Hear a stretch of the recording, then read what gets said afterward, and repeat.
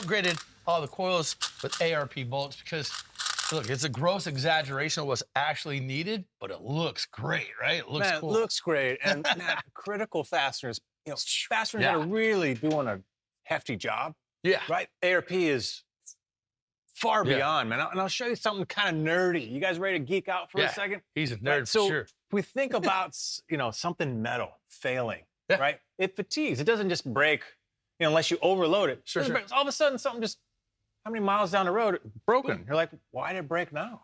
And it's fatigue, right? You take anything like this, and let's say we load it.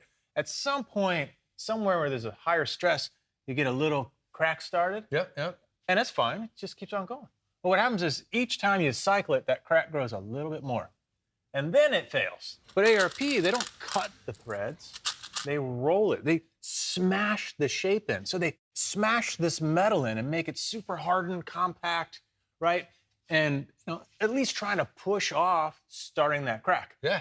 Well, most fasteners will test at like 60,000, 100,000, 120,000.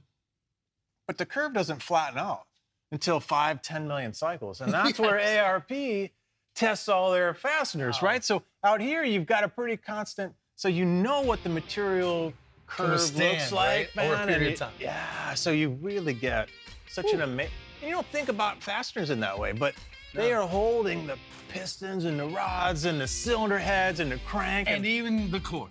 And think about the number of cycles. Every time you go for a drive, that engine is going thousands and thousands of cycles. So you're walking right up into these millions like that.